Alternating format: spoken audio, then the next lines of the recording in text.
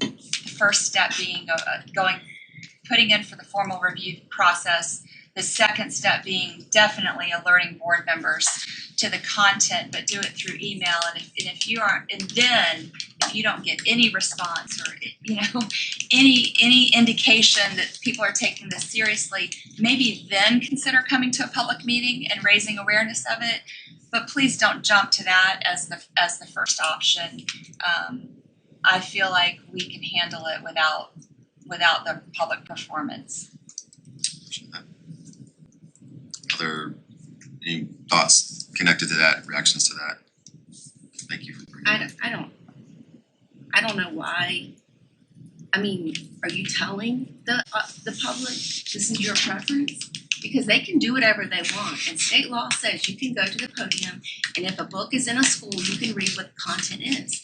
The thing is that we have a lot of people coming up and saying you should not be in books, you shouldn't be in books. We're not banning books. There's age-appropriate material for children.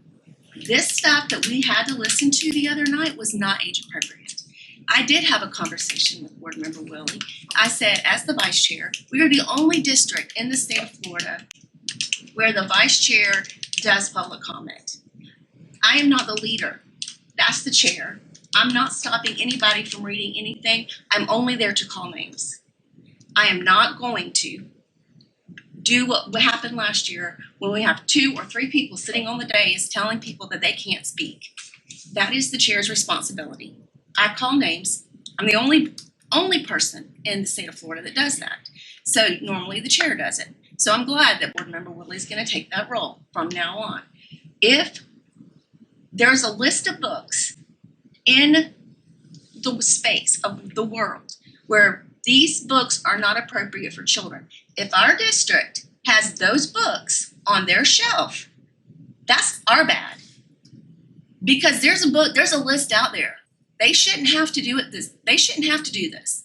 If there's a list of books out there that this pornography is in our classrooms and in our schools, that's on us. Okay, well, you're coming at me kind of strong when what I said was we don't have the opportunity to respond to people when they come. You can say, stop, point of order, I don't want to listen to this. Anybody on the dais can do that. Okay, well, I'll look into that.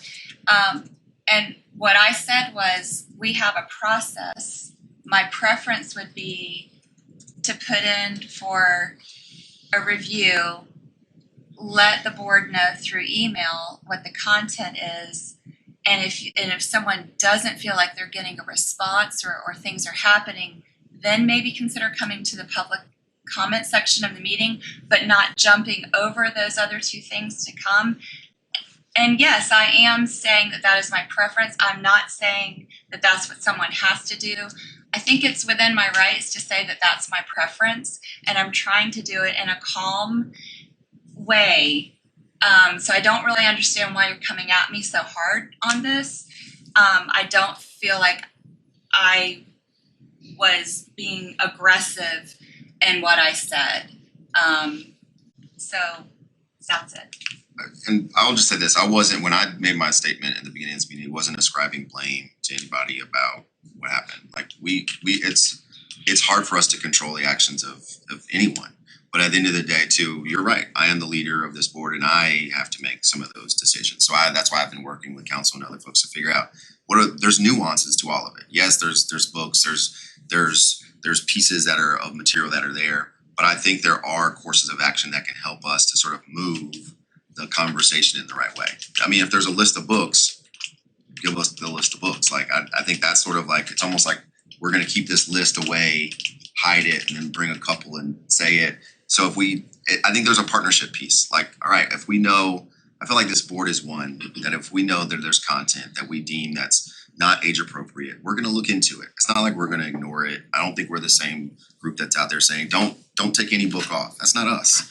But I do think that if we have partners in this work that are coming, give us the grace to say, hey, we have these list of books, look into them, because at the end of the day, we think they're age appropriate. Thank you. We're going to look into each and every one of them. It doesn't take away their right to do that, but it makes it a little bit more proactive. And I think we can work together on it. So that's and I how. would only suggest, and I appreciate that Yeah. comment. I would only suggest though, they shouldn't have to bring the list to the Correct. board. Correct. That is our responsibility as a district to know what those books are, and if they're on the shelf in our libraries, they shouldn't be.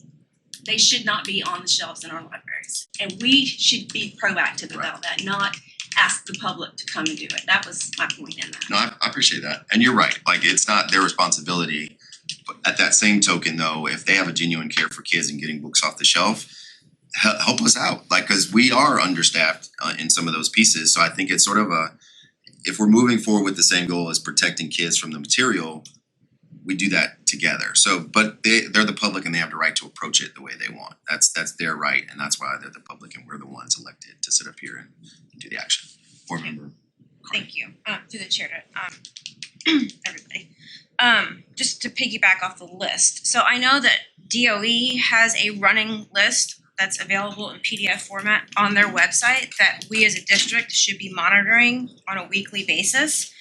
And for me personally, they're taking that and they're compiling all of the districts that have pulled the most titles, right? So for instance, identical was one that came up recently. Say 6, 7, 8, 12 districts has pulled identical. That should be a siren to us. It says it's gotta go immediately. And so we can use that list. I've also reached out to Clay. Clay has a list of 180 books that they have pulled. I'm going to be getting that from them and I will share that with everybody.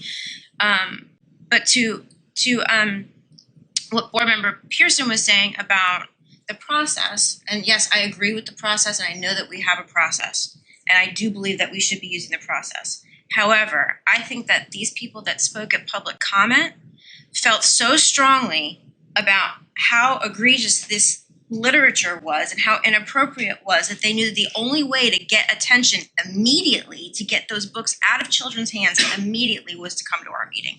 And I think that they feel like that's the quickest, most effective way to make sure that those books are not in our kids' hands. And I think that's the reasoning behind it. And I understand where they're coming from. And I also know that, if I'm a parent listening to a meeting and I don't know that my kid's got that book in their backpack and I'm hearing it on the meeting, I'm immediately going to go in my kid's backpack and pull that book out of their backpack. So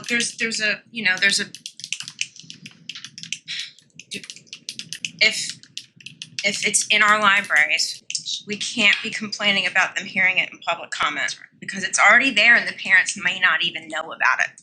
And so that's the thing that, and like I said, I think this is a large issue and it's happening everywhere. And I'm just glad that I know that last Tuesday night was very uncomfortable for everybody, but I'm glad that it's stirring the conversation and getting us to move quicker on some of these titles that are in our library. So I don't know if this is a blame the public. I think this is more a situation where I feel like as a board, we've been quite collaborative with all folks who have come up and said, hey, we have this issue, can we work through it? We listen, we take meetings individually. I know the superintendent staff take meetings as well.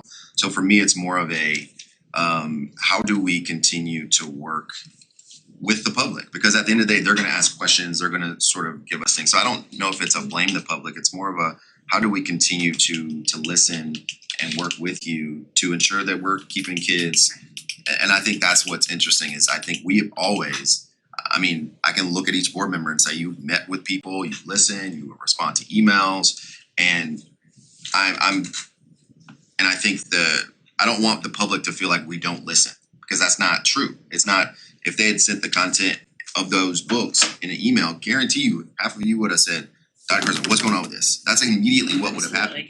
And I think that's what it was like, all right, well, it kind of jumped. But I definitely know that the public has their own mind, they can do what they want to do, and we're the elected body. So I think we have to set up those systems and be proactive. So it's all these things at once, but also I think for me, it's about also making sure the integrity of that space, because people do have to sit there and listen. There are many, many ears. And of course, we may be able to sit there and take it, but that doesn't mean other people have to sort of bear witness to it. So figuring out how we sort of balance, how do we get feedback and how do we then make action? And I appreciate the superintendent for leaning in too, because she's already said any book that we mentioned, we'll take a look at. And I think that's a good solution as well. So I appreciate that. Board Member Hershey. So it's probably good we're having this conversation.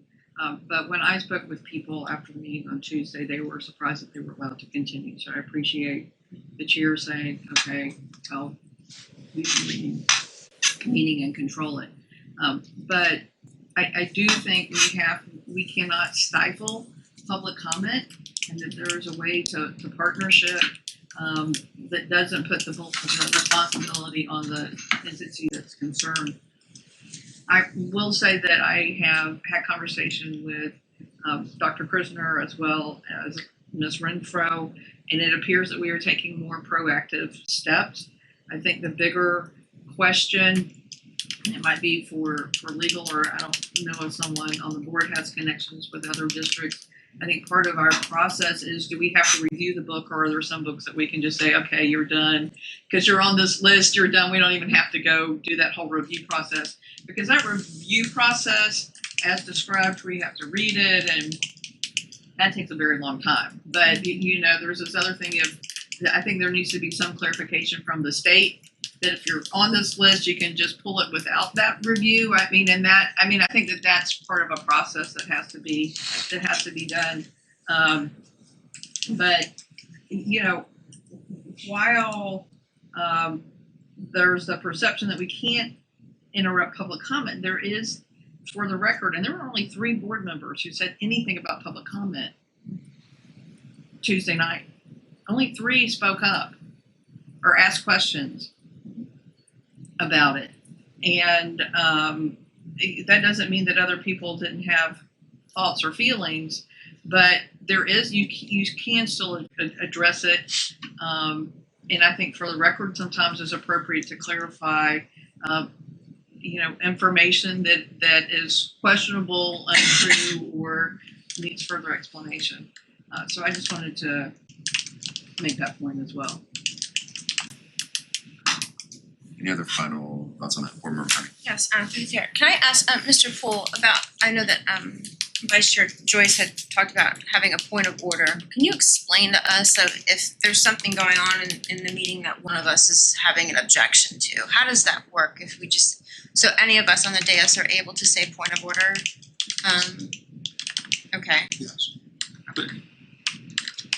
Mr. Jones, Board Member Jones is probably more versed in the rules than any of us. Point of order, then you have to state what the point is. They're violating board policy or some Robert's rules of order. You have to state what the point of order is. You can't just interrupt a public comment, a public hearing with a point of order unless you have it. Okay, so we could say point of order, this topic or this language, it violates Board Policy 2.26. Okay. I just want to be clear so that if this happens again, that we're all clear about what our options are individually when we're on the dais.